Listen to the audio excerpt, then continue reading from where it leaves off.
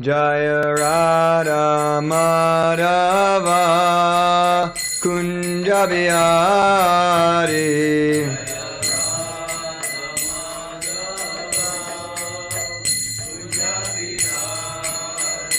Jaya Radha Madhava Kunja Bihari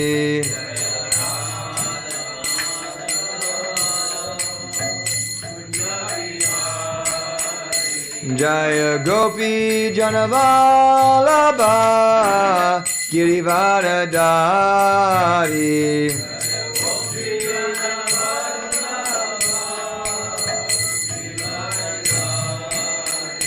Jaya Gopi Janavalabha Girivardhari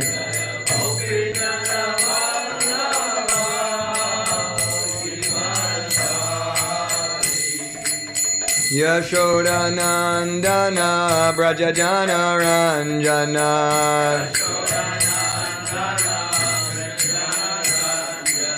Yashoda Nandana Brajajana Ranjana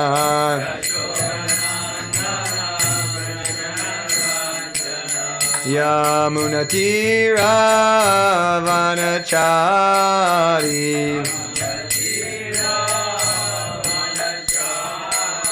Yamunatira Vanachari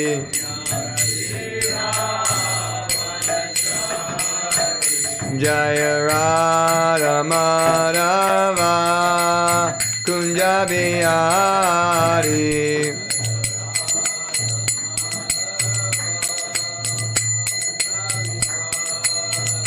Jaya Gopi Janavalabha Girivardhari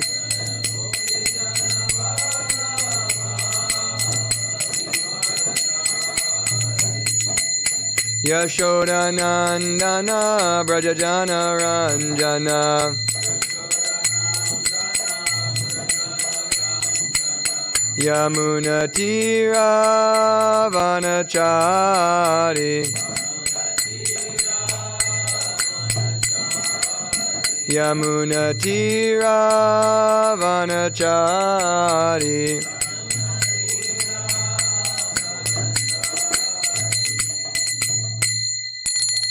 Shri Radha Madhava Ki Jai Om Vishnupad Paramahamsa Parivrajagacharya Asvatara Sata Srimad His Divine Grace Abhay Charnadavinda Bhaktivedanta Swami Srila Prabhupada Ki Jai Om Vishnupad Paramahamsa Parivrajagacharya Asvatara Sata Srimad His Divine Grace Srila Bhakti Siddhanta Saraswati Goswami Maharaj Prabhupada Ki Anantakoti Vaishnava Brinda Ki Namacharya Srila Haridas Thakur Ki Prem Sikaho Shri Krishna Chaitanya Prabhu Nityananda Shri Advaita Gadadhar Srivas Adi Gaura Bhakta Vrinda Ki Shri Shri Radha Krishna Gopa Gopinath Shamakun Radha Kun Giri Govardhan Ki Shri Brindavan Dham Ki Shri Mayapur Navadvip Dham Ki Shri Chaitra Jagannath Puri Dham Ki Ganga Maya Ki Jamuna Maya Ki Bhakti Devi Ki Tulsi Maharani Ki Harinam Sankirtan Yagya Ki Hare Krishna Mahamantra Ki Grantaraj Srimad Bhagavatam Ki Shri Shri Radha Giridhari Ki, Shri Shri Gaur Nitai Ki, Shri Jagannath Baladev Subhadra Ki, Nitai Gaura Premanande.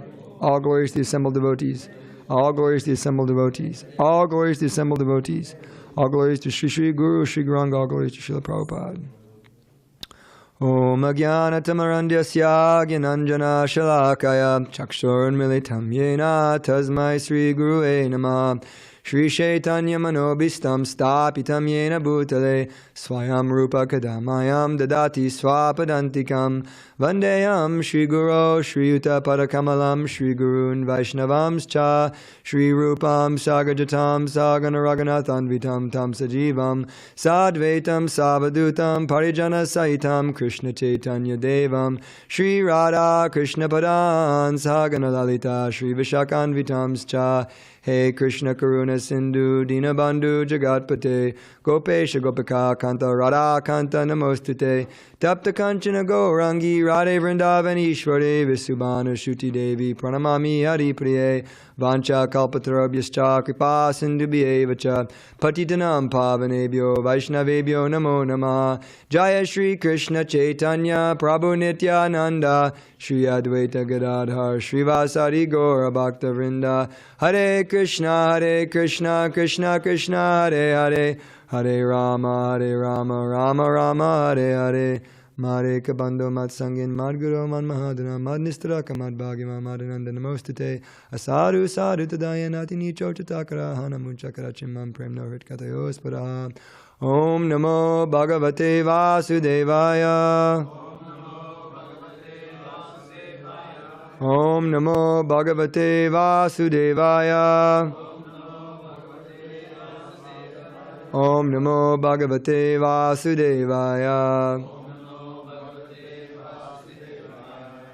Hare Krishna. Thank you all so much for coming to Srimad Bhagavatam class. Thank you, Maharaj, Dravida Prabhu, Balaram Prabhu, for the opportunity to speak and be of service to Sri Sri Radha Girihari and their wonderful devotees. I was expressing yesterday that we say we come for the Rath Yatra, but actually we become more enlivened. And for me, at least, the big excitement is to come associate with the devotees here in San Diego. The Rath Yatra is a side bonus of the association that we get here. So it's very, very meaningful to us to come here every year. And we thank you so much. And what to speak of the opportunity to be of service. So thank you. I ask your blessings to be able to speak.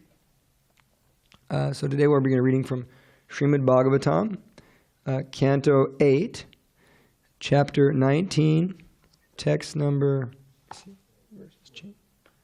The verse has changed. The page has changed. Let me check my...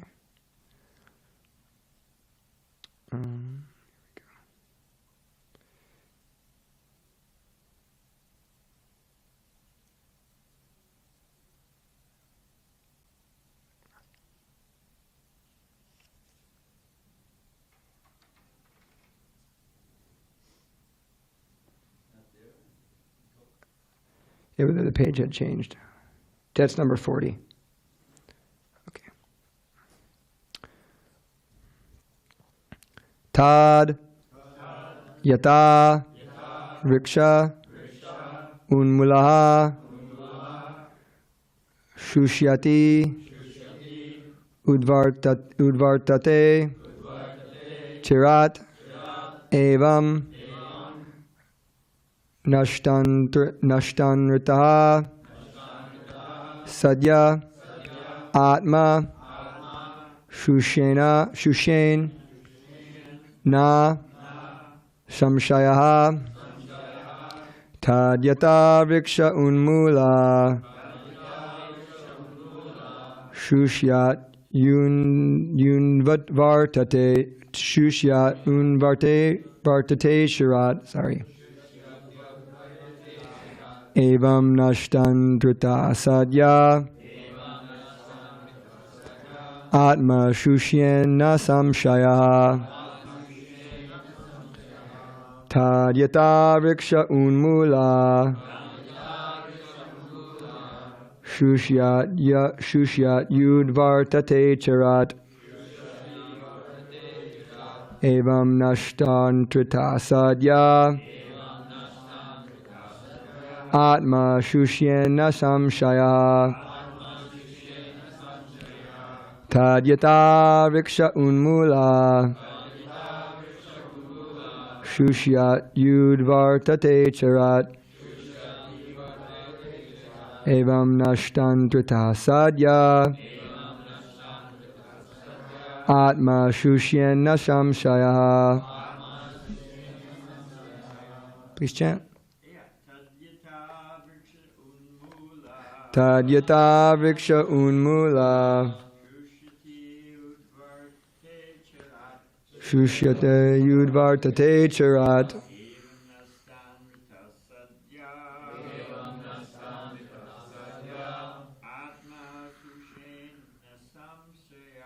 Atma shushyen na samshaya Tadyata vriksha unmula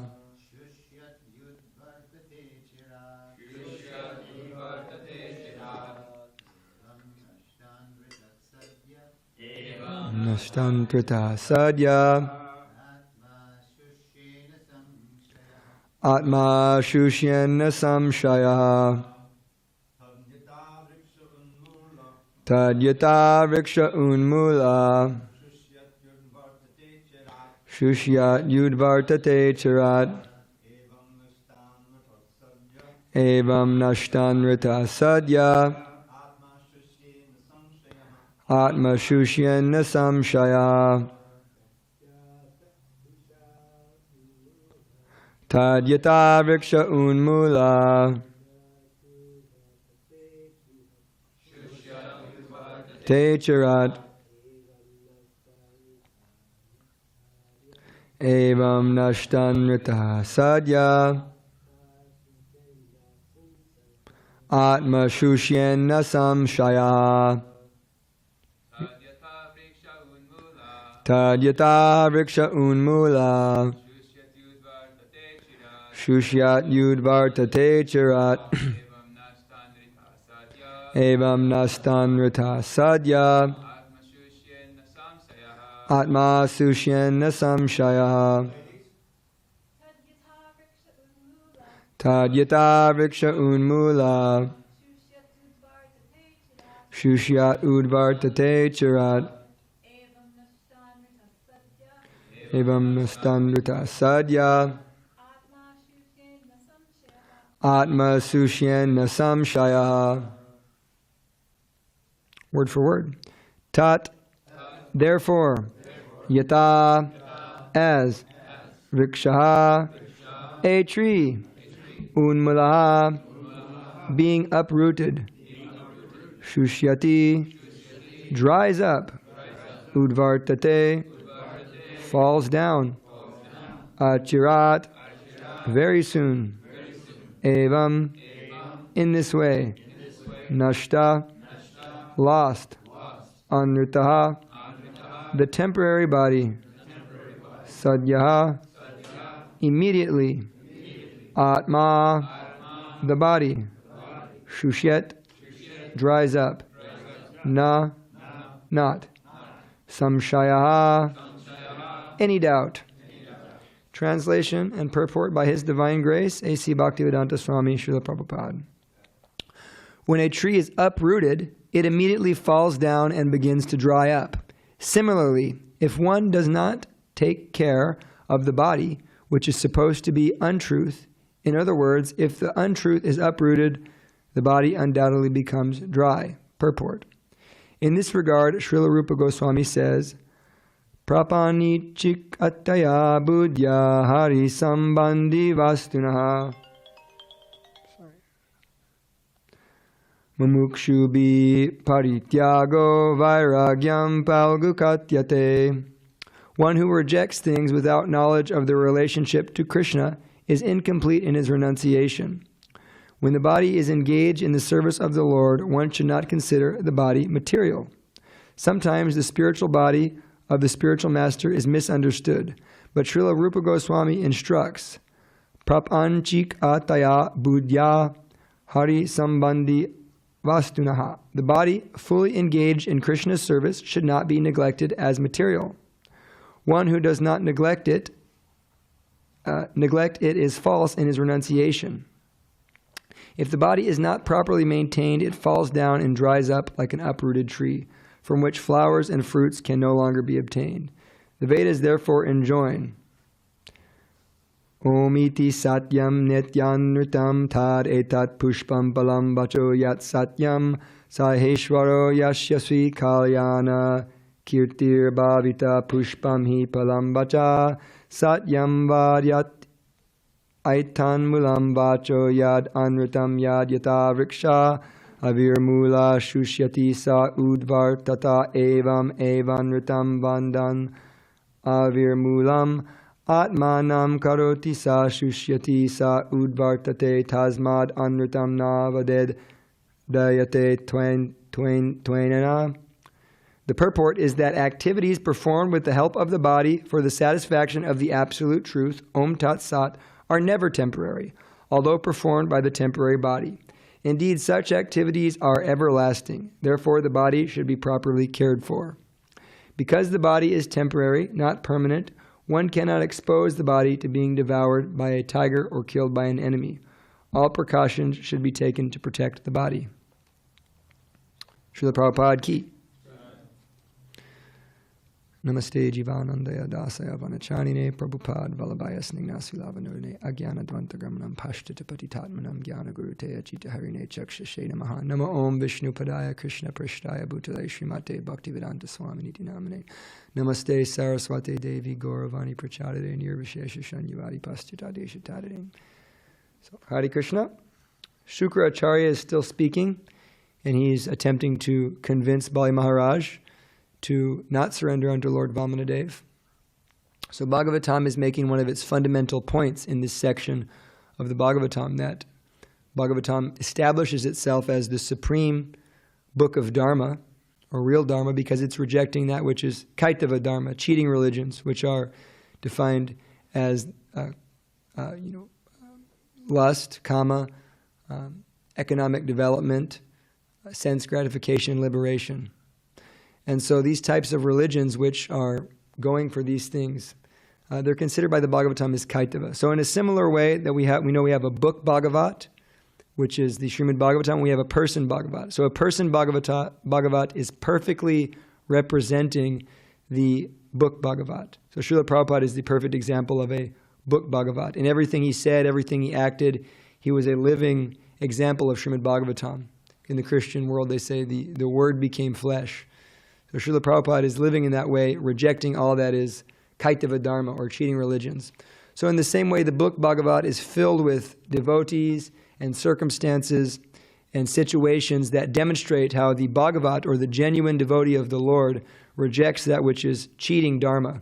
So here we're seeing that Shukracharya is kind of propounding a cheating Dharma, which is anything but surrender to Krishna. And we're going to hear how Bali Maharaj is going to reject that cheating Dharma. So Bhagavatam is doing what it does best by presenting the point of pure bhakti, which is what we're looking after. It's what we're looking forward to, and what we're looking for in this process of spiritual life, of bhakti yoga, Krishna consciousness. So what I've found in my studies and in my limited experience in Krishna consciousness is that as we begin to learn and we begin to be able to discern what is true bhakti yoga, pure devotional service, and what is karma mishra bhakti and mixed devotional service, it becomes easier for us to focus on our goal and to taste certain results. So Prabhupada's making this nice point in the purport about falgu vairagya, or false renunciation. And in the last verse we were hearing about yukta vairagya, the proper way to renounce. So there's different levels to that, and I thought we'd speak a little bit about that. Genuine renouncing versus false renouncing, and how does that apply in the process of pure devotional service, Shuddha Bhakti, which is ultimately what we're trying to do. So I think that yukta vairagya is a very much misunderstood term a lot of the time. Because a lot of times we hear, yukta vairagya, let me use my propensity for sense gratification in the service of Krishna. Which there's some benefit to that. That, if I have this desire to act in a certain way, let me offer the fruits to Krishna. This is called Nishkam Karma Yoga, which Prabhupada translates as devotional service. And he translates some of the different words in the Bhagavad Gita as devotional service, because they're all stepping stones to the actual goal, which is devotional service or Krishna consciousness. But our acharyas, different acharyas, make some distinctions. Specifically, Vishwanath Chakravarti Thakur, in his commentary to Bhagavad Gita, he makes some distinctions between karma yoga, bhakti yoga, sakam karma yoga, nishkam karma yoga, mixed bhakti yoga, and then pure bhakti yoga, Shuddha Bhakti. So, genuine yukta vairagya is perfectly exemplified in Srila Prabhupada. Srila Prabhupada had no material desire. His only material desire was to serve Krishna. That was his only material desire. And all of our acharyas, Srila Bhaktisiddhanta also. Yet he was using everything in Krishna's service. Prabhupada was using planes, using cars, technology, all kinds of different avenues to find ways and means in which to perform his dharma, his mission that it was given to him by his spiritual master. So this is genuine yukta vairagya. And we hear about Srila Bhaktisiddhanta although he was a sannyasi, he was doing so many things. He was riding in a car, kind of these unheard of things at that time for sannyasis to do. This is yukta vairagya. Yet we understand that Srila Bhaktisiddhanta didn't have any material desires. He was free of material desire. And in that way, he was using everything for Krishna. So this is genuine yukta vairagya. It's a very high thing. And he wasn't rejecting anything. Sometimes we see out of false ego, there's some rejection. Oh, I don't need that. I'm a very big sadhu. But it could be used in Krishna's service. And then there's the famous story of how Srila Prabhupada saw the picture of the sadhu turning away from the money. Prabhupada said, no, give me the money. I will build a temple for Krishna. So this is genuine yukta vairagya. This is genuine. Now there's another stage of yukta vairagya, which is how we use our material propensities in Krishna's service. This is the karma yoga version of yukta vairagya. You can say that I have a propensity to work. We all have a propensity to do certain things in this world because we're conditioned by the modes of material nature. Everybody develops a certain type of conditioning. Purusha prakriti stohi bhankte prakriti jangunam karnam gunasangosyat sarasad yoni janmashu. Because we're associating with those modes, karnam gunasangosat, we're associating with those modes, and therefore we're enjoying various types of enjoyments born from those modes, and thus taking births in both good and evil wombs. This is the situation of the conditioned living entity. Now, because we've become conditioned to a certain type of work, a certain propensity, sometimes it's very hard to give up that propensity. And Krishna is making this point in the Bhagavad Gita. He's stressing this karma yoga in the first 6 chapters of the Bhagavad Gita. He's stressing this. And he's kind of rejecting the jnana yoga process. Although jnana yoga is a very high stage, it's very difficult to perform unless one takes karma sannyas, or they renounce material activities. So unless one is free of this propensity to act materially, one can't perform jnana yoga. It's a very high qualification. Sometimes we hear when we go out and preach, oh, I'm a jnana yogi, but I work at the grocery store and I do this and I have my, all my facility for sense enjoyment. You're not a jnana yogi, because jnana yogi means you have to let go of material activities and just be doing jnana. Let me be reading the Vedanta and contemplating what is matter and what is spirit. This is jnana yoga. So there's a very, very high qualification to perform actual jnana yoga. And even karma yoga, there's a high qualification. We perform karma yoga, not vikarma yoga. So where is the karma in the world today? Karma meaning good activities or scripturally bona fide activities. This is all vikarma. The whole world is, this country especially, is all vikarma. So you can't use your vikarma and call it karma yoga. So you have to be a certain level of purification to perform karma yoga. Therefore, the only viable process for the age of Kali Yuga is the process of bhakti yoga, which is basically in full hearing and chanting, the 9 processes, etc. Because that can take one from the lowest position, even below the varnashram system, which is where karma yoga begins, and take one to the highest position, which is prema bhakti. This is why bhakti yoga is so viable. So one may have a propensity to work. I'm attached to certain types of activities. I'm attached to the idea I want to be a householder, I want this, I want that. I have certain propensities in this world that I've accumulated from my contact with the modes of material nature. And so rather than being able to just give that up immediately, which I can't do because I'm going to be forced by the modes of material nature to act in the way that I've been conditioned, I should, under the instruction of spiritual master and the Vaishnavas, engage those propensities in Krishna's service. So in that way, one is giving the fruits of their activities to Krishna, although they're still engaged in the work. And this is genuine karma yoga. And this example is given, or this discussion is given by Vishwanath Chakravarti Thakur in his commentaries to Bhagavad Gita 9.25 and 9.26. Because the whole 9th chapter is this most confidential knowledge. It's discussing the glories of bhakti yoga and these kind of quintessential verses, satatam kirtayantam mam yatantastrujavataha, the activities of a bhakti yogi. And then there's kind of this famous verse, of course, patram pushpam palam toyam yome bhakti priyachati. This is demonstrating bhakti yoga. Krishna is kind of coming to this culmination point that even if you offer me something as small as a leaf, water, fruit, or flower, I will accept it if it's done with love and devotion. And what Vishwanath Chakravarti Thakur says in his commentary is that Arjuna is thinking, I'm not qualified to perform bhakti yoga. And so Krishna says, if you can't do that, Yat karosi yadashnasi yad juhosi dadasi yat tapasyasi konteya tat karosamanarpanam. Whatever you do, whatever you eat, whatever you offer or give away, whatever charity you perform, do that, O son of Kunti, as an offering to me. So this is going back to the point of karma yoga, that whatever you do, offer those fruits to Krishna. So the difference between karma yoga and bhakti yoga, which, remember, we're trying to come to the stage of pure bhakti yoga. The difference between this karma yoga, which most of us have some mix, if we're honest with ourselves. We have some mixed devotional service. This pure devotional service is a very elevated situation. And it takes a lot of mercy and grace to come to that stage. So, what is our level of attachment? So a karma yogi, in Nishkam karma yogi, he's attached to the work, but he's not attached to the fruit of his work. He offers the fruit to Krishna. So we hear that in the example, like, let me act in this way because I have this propensity, and let me offer that to Krishna. Let me have children for Krishna. Let me do this for Krishna. Let me do that for Krishna, because I have to work in such a way.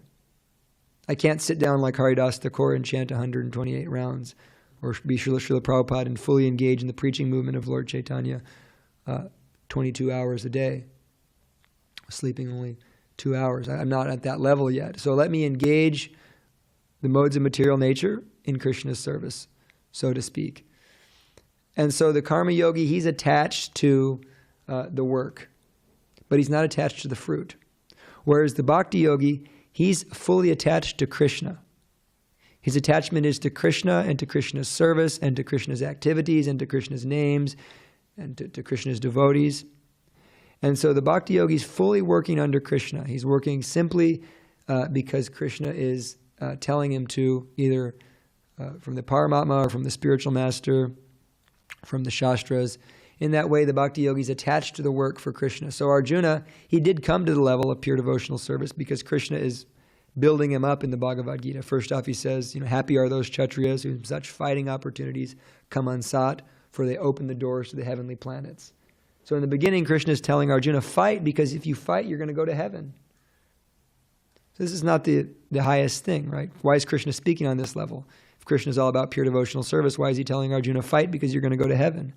But Krishna is speaking for our benefit. He's giving this entire process of elevating one in consciousness from the stage of total bewilderment, where I do not know what to do and what not to do, I'm confused about my duty, to the stage of sarvadharman prityaja mamekam sharanam braja, fully surrendered to Krishna.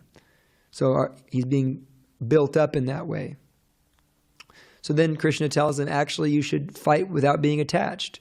Do thou fight for the sake of fighting, without being attached to the fruits. Krishna is telling him about karma yoga.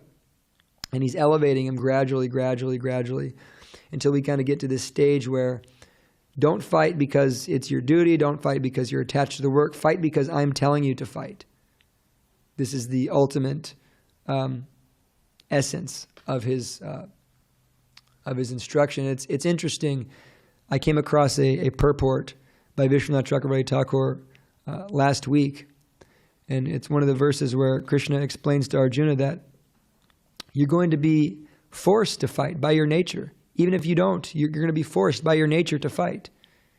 And so Vishwanath Chakravarti Thakur, he says, if Krishna is telling Arjuna now that you're going to be forced to fight, that you're going to fight either way, what was the point of Krishna telling Arjuna to fight through the whole Bhagavad Gita? Because Arjuna's nature as a Kshatriya is that he needs to act as a Kshatriya at this point in time. And Vishwanath Chakravarti Pad, he explains that Krishna was speaking this way so that Arjuna would fight in the right consciousness. Don't fight because it's your duty. Don't fight because you want to win the kingdom or you want to enjoy sense enjoyment. Fight because I'm telling you to fight. This is the ultimate conclusion. And this is how we should act. And this is the key factor in our process. This is why it's so important to have association. Because I think I was speaking to Prabhu last night, that Vaishnava is very special because they can give instruction, they can get on the Vyasasana and speak. They can say, surrender to Krishna, you're not this body. And we can hear that and we can think, yeah, I'm not this body. I need to surrender to Krishna. But it's very difficult to actually understand that in reality and to act in such a way. But if Vaishnava has a special power, he can give you service because he's factually engaged in the service of Krishna. Krishna is engaging us in service through the Vaishnavas. This is the way the parampara works. This is that special verse, Mahatmanas tumam parta daivim prakritim ashritaha, that the great souls are under the protection of the divine nature. And who is the divine nature? Who is Krishna's daivim prakriti? Is it Sri Radha? So the conditioned soul is under the grip of Maya or Durga. Is very, very harsh. She kicks us, it's very difficult. Maya is very difficult. Very stringent laws. When you serve Maya, she always punishes you. You're never happy. You never find any satisfaction. But a great soul, Mahatmanas tumam patar, daivim prakritim ashrita. He's taking shelter of the divine nature, which is Sri Radha, which is devotional service. He's taking shelter of the devotional service energy of the Lord. And engaging in satatam kirtayantamam. He's always chanting the Lord's glories. He's endeavoring with determination to serve the Lord, bowing down before the Lord with great devotion. Such a person's always connected to the Lord. And we see that exemplified in Srila Prabhupada most perfectly. So to the degree we can follow in those footsteps, we can come into contact with that divine nature. So the Vaishnava, he is taking up the mission of Krishna. Is there a difference between Lord Chaitanya's mission and Prabhupada's mission? No, there's no difference. There's no difference between Srila Prabhupada's mission and Srila Bhaktisiddhanta's mission. And therefore, there's no difference between our mission, if we're genuinely serving Srila Prabhupada, and the mission of Lord Chaitanya. And so our spiritual masters, the Vaishnavas, the assembly of devotees, they can factually engage us in the service of Sri Chaitanya Mahaprabhu. That's a very special thing that purifies us. That if I go to a devotee and I say, "How may I serve you?" He says, "Go clean the kitchen, mop the temple, sweep the grass, whatever, sweep the leaves off the pavement," whatever he gives you, that's factual service to Krishna. And that service has a certain effect. It's not like Maya, it purifies our consciousness. So a Vaishnava is able to give us devotional service, purify us, in that way we can come to the stage of losing these karmic propensities. I need to act in this way, I need to act in that way. And they can give us the ultimate service of the holy name, chanting Hare Krishna. So the Guru is such a mercy in one's life, because one may have these kind of karmic propensities, just like Arjuna. He was a Kshatriya, his propensity was to fight. Krishna says, you're going to fight either way, you can't not act. And so the key factor is that Krishna was telling him, don't fight for anything else but fight for me. So this process of dasyam, we hear about the 9 processes of bhakti. The special process is dasyam. It's very special because we may have some propensity to act. But when we meet the spiritual master, and the spiritual master gives us instructions about our own propensity, and he personally engages those propensities in Krishna's service, that karma yoga just became bhakti yoga, because now it's being directed under the spiritual master. Just as if Krishna was telling you, you're a brahmana, please worship the deities, stay brahmachari, so forth, so forth. Oh, you should get married, have children, work hard, give money to the temple. Now the spiritual master, the Vaishnavas, are telling you that this is, right? Prabhupada says one should act according to Krishna's instruction in this book and according to the instructions of the spiritual master. So if the spiritual master is, bona fide spiritual master has given you such an instruction, this is like Krishna giving you such an instruction. And so we can take our propensities, just like Arjuna, and genuinely have them bhakti yoga. So this is the great mercy of a guru in our life, of the Vaishnavas. And in that way, we transcend this kind of stage of karma yoga, because karma yoga is not sufficient enough to take us to Krishna. Bhakti mam abhijananti. We should come to the stage of bhakti. So this is why it's so important to have association and let the devotees guide us. Genuine, qualified devotees guide our propensities, and that we actually engage in this guya makyati prichati. We reveal our minds to the senior Vaishnavas so that we can be trained and utilized in Krishna's service, because such devotees can factually engage us in Krishna's service. So in that way, we transcend the level of attachment. I'm attached to so many types of work. I need to go out and I need to fight. I just want to fight. And so if you go out and fight and you offer the results to Krishna, that's karma yoga. It's very, very elevating, it's very purifying, and Krishna explains that in due course, that process of karma yoga will purify you. But better than that is if the Vaishnava or Krishna tells you, fight for me. I want you to fight because I have some service for you, Or, I like to speak. I always had a problem when I was a child. I loved to speak. They had to sit me in a special desk away from people because I would talk too much. And I always got in trouble for talking too much. And then Krishna's mercy is that now I get to speak about Krishna. I just preach. And then my Guru Maharaj just told me, no, you're a good speaker, you should speak. So now that propensity to speak is being used in Krishna's service. It can become actual bhakti yoga. So in that way, this is genuine renunciation. And we use everything for Krishna. Of course, on this high level, like Prabhupada's level, Prabhupada had no material propensities. He was completely purified of the desire to work in this world. His only desire was to work for Krishna. And so he was attached to Krishna, to the holy name, to the service of Krishna, to his spiritual master. This is a very high platform of attachment. That's what we're striving for. Krishna says, just fix your mind upon me, the Supreme Personality of Godhead.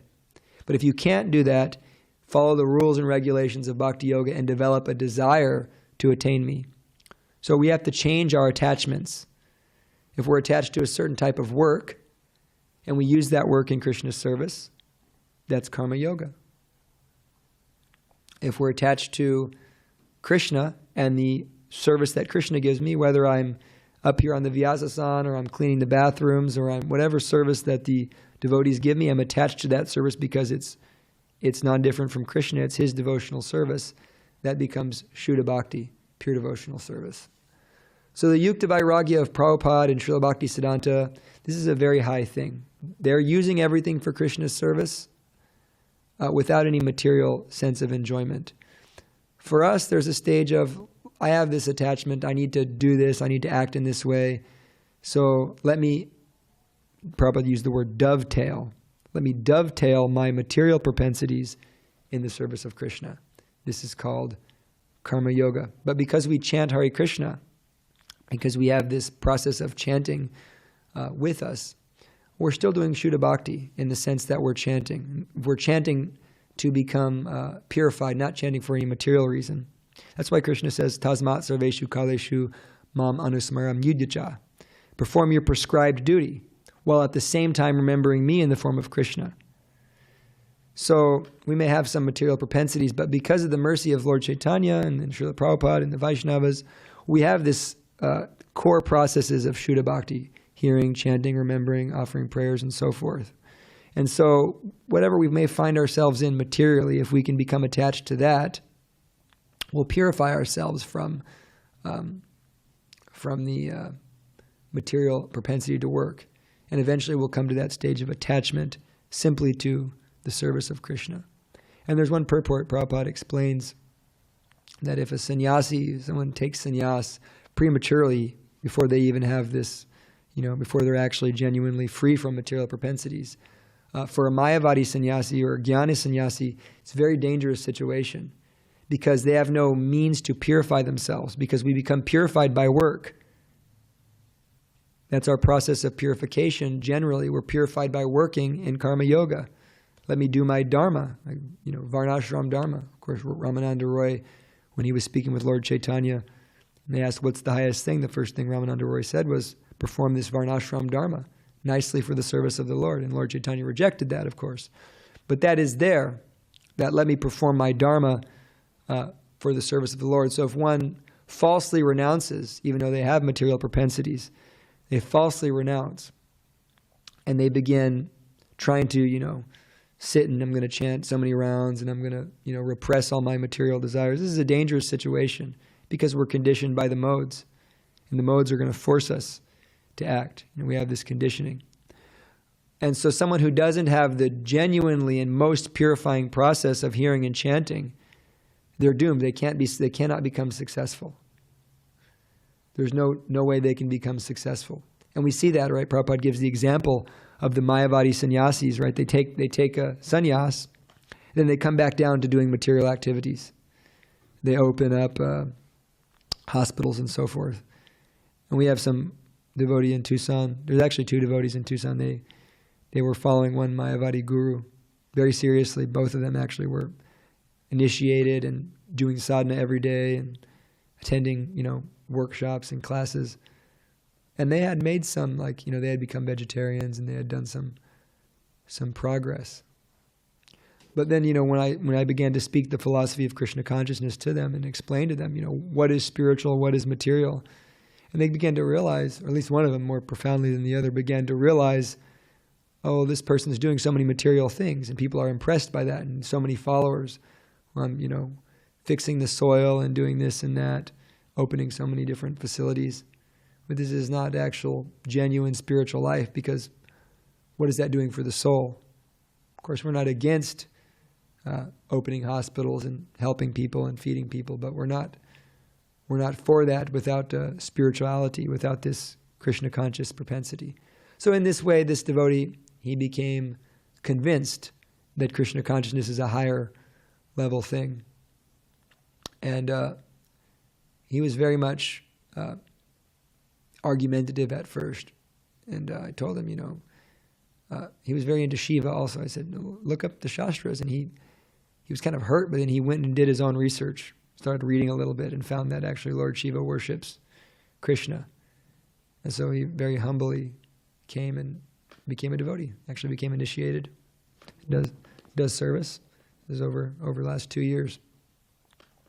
So, yeah, in that way, if a Mayavadi sannyasi or someone tries to renounce without Krishna consciousness, and they're not very, very elevated after many births of actually becoming free of this propensity to be a Sudra, which is basically what everybody is in the Kali Yuga, and we're born with the Sudra propensities.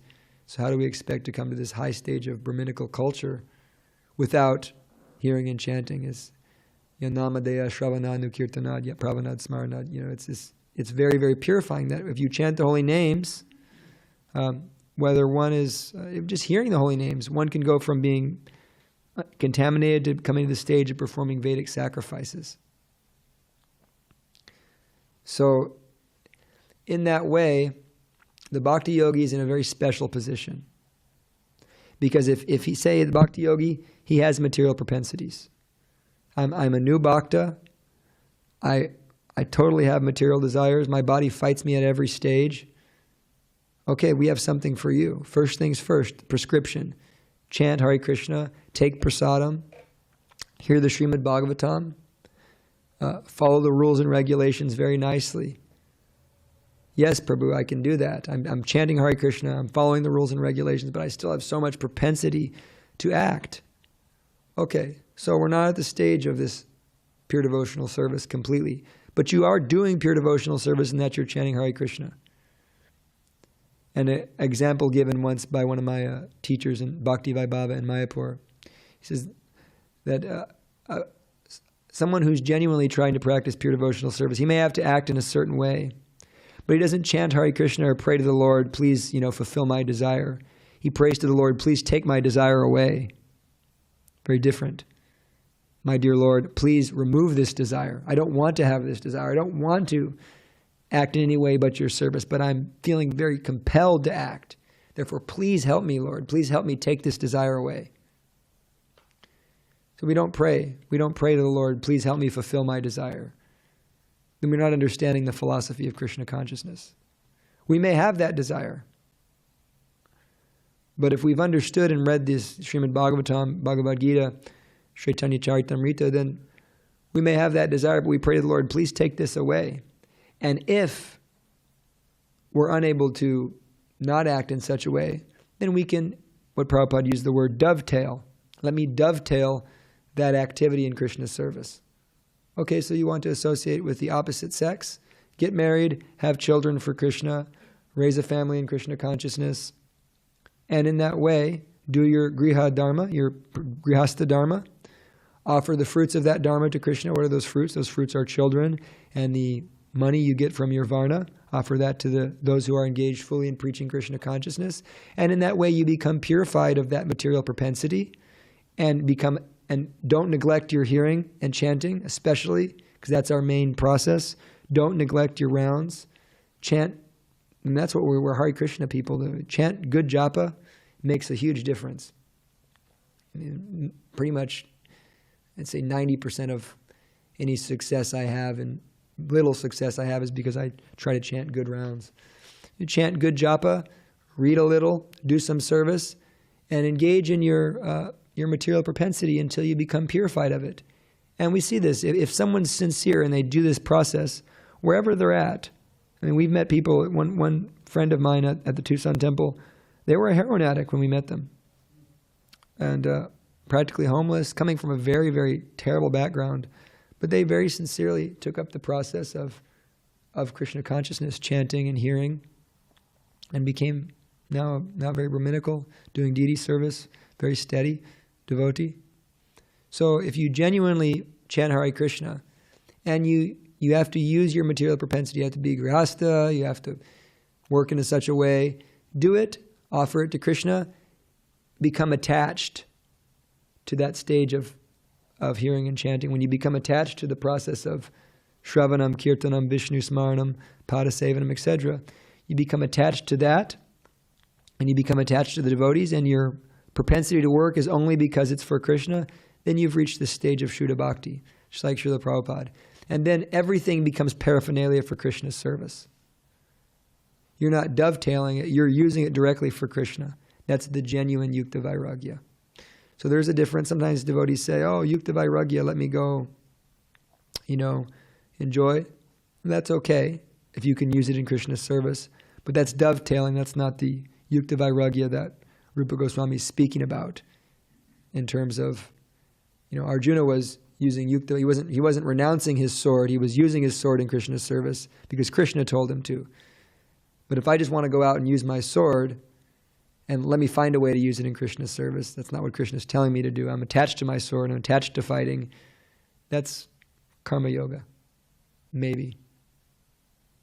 Sakam karma yoga, maybe. Could be, going down farther. But we want this Shuddha Bhakti. And so when we understand that, let me become attached to Krishna.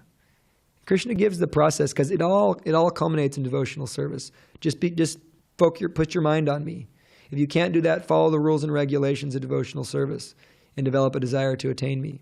If you can't do that, just work for me. One brahmachari in Mayapur, he was a bhakta leader for many years, taking new bhaktas in, not in Mayapur, in Kolkata. And he was one of my teachers for Bhakti Vaibhava and Bhakti Shastri. And he was telling me how sometimes we'd have boys and they would, it wasn't that they were super into sense gratification, but they couldn't not go be a computer programmer. They did the college for being a computer programmer, and they said, Prabhu, I just can't do this anymore. I have to go and, I have to go be a computer programmer. I just need to do this. That's okay. And they actually did some service for ISKCON. They made some programs that helped ISKCON out, and they did some programs for that temple. So they were using it in Krishna. They were dovetailing it. But if they don't give up the process of chanting Hare Krishna and they don't give up the process of hearing, then that will purify them more than anything else. And if the spiritual master is guiding us and we can use that in Krishna's service, that's also very powerful and uplifting, if we can dovetail that. So it all depends on the mercy of a Vaishnava.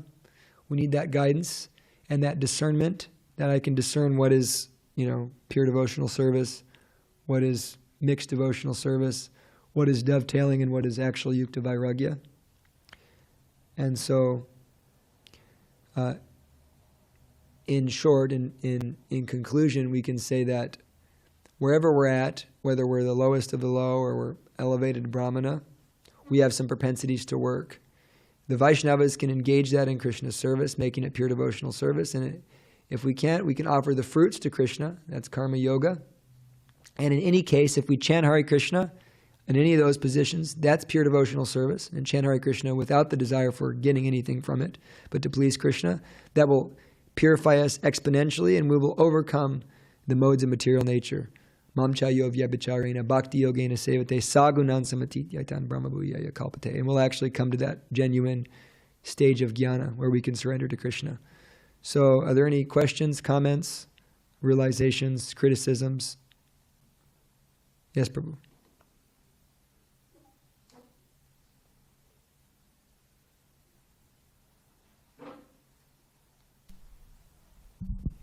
Thank you so much for the class. Thank you, Prabhu. Seems like everything you're saying is just speaking directly to my heart the whole time you've been here. It's great.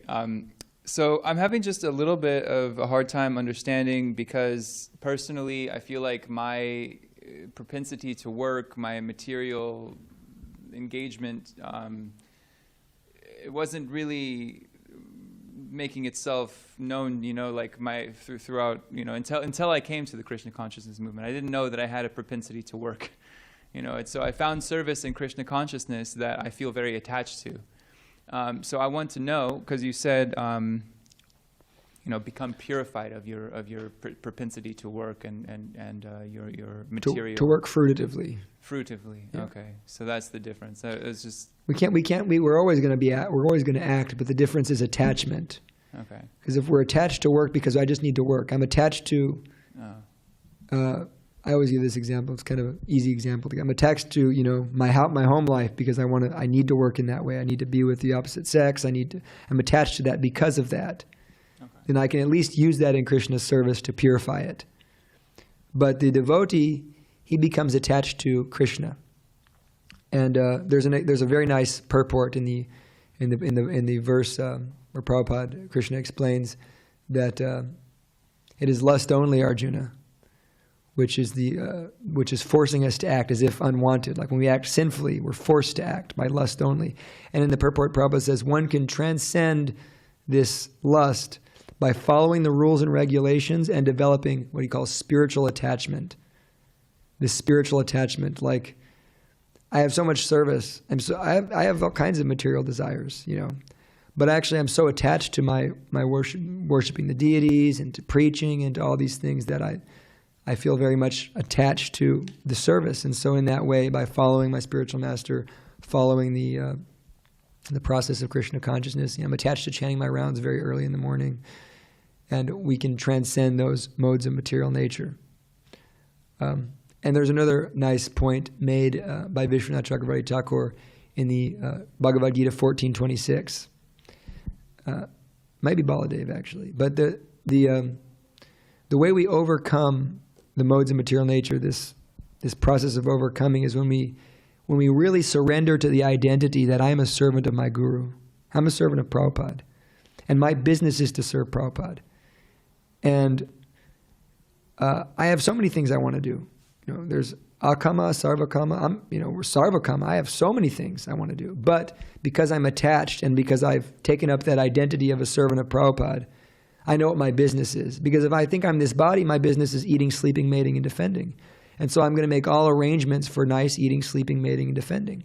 But when I realize I'm a servant of my Guru, I'm a servant of Prabhupada, now to the degree I realize and accept that identity, now even though I have all these propensities, my business is to serve Prabhupada in some way, shape, or form. So in that way we overcome those propensities to work. But in any case, or to work fruitively.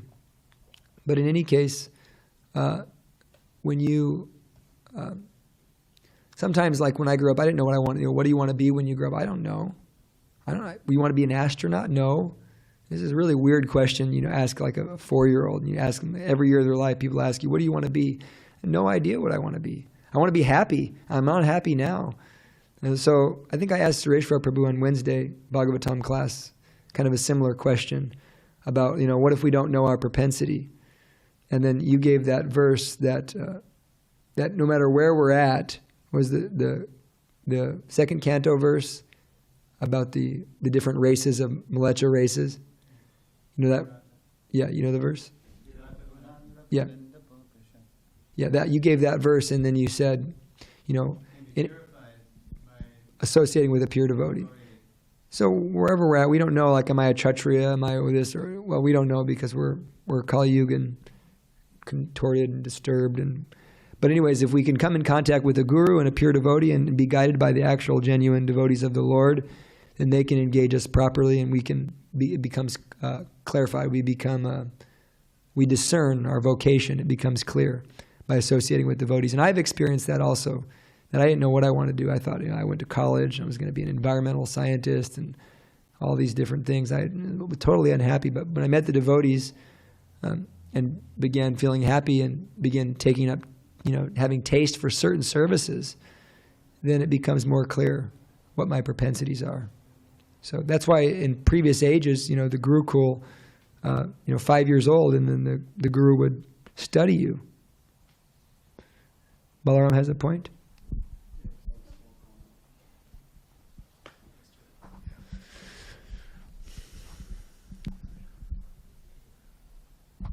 Just in relation to understanding your propensities, I always think about this when this topic comes up, one of Srila Prabhupada's comments, and he says that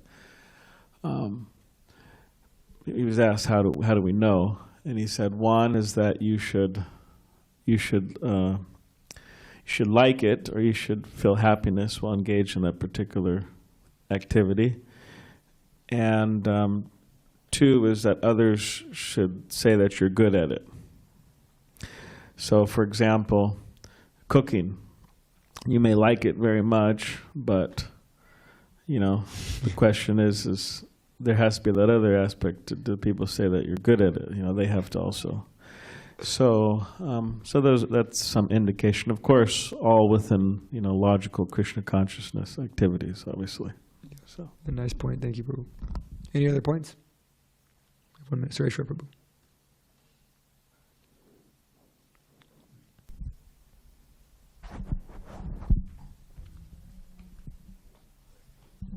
Yeah, early in your talk you were talking about, or you asked a question, you said something like, is Prabhupada's program the same as Lord Chaitanya's program, or something like that? Mission. Mission. Yeah. Yeah. Our program is a little different, I think. We're not chanting 64 rounds a day, but... Well, on February 14th, 1977, the whole Varnashram, on February 14th, 1977, the whole Varnashram question came up in a room conversation with Srila Prabhupada in his quarters in Mayapur. And it's Hari Shari and Prabhu and Satsrup Maharaj. And so they asked Prabhupada, what is all this talk of Varnashram? Didn't Lord Chaitanya reject? Because you mentioned that too. And so Prabhupada said, yes, Mahaprabhu said, Eho Bahya, this is external. Of course, the context there was he wanted Ramananda Roy to go to, Radha Krishna topics. So then, Eho Bahya. So then Prabhupada said, but our program is different. We want to make the way so easy. We want to pave the way, make it easy. Therefore, Varnashram. And that goes right into what you were saying. Because after being with us for 12 years, from 65 to 77, Prabhupada saw that we needed, we needed to engage in that yoga ladder where we were actually at, so we can make progress. Yeah. We couldn't just be on those high levels. So that's when he was really pushing. I've heard before that Prabhupada in the beginning was more, he was kind of speaking in we don't need Varnashram, and then later on as time progressed, Prabhupada became more favorable. Forget about it, then let's do it for the sake of the world. And then he told us, you need it. It's not so easy. Prabhupada said in that same conversation, it came up in the same conversation, it's not so easy to become Vaishnava. If to become Vaishnava is so easy, why so many fall down? His trusted leaders often were leaving. Therefore, we need Varnashram, Daivi Varnashram, of course. Okay. Well, it's 8:47. Thank you all very much. I know you had a question, Mataji, did you? But I think we're out of time, so yeah, sorry about that. Thank you very much. Srimad Bhagavatam ki.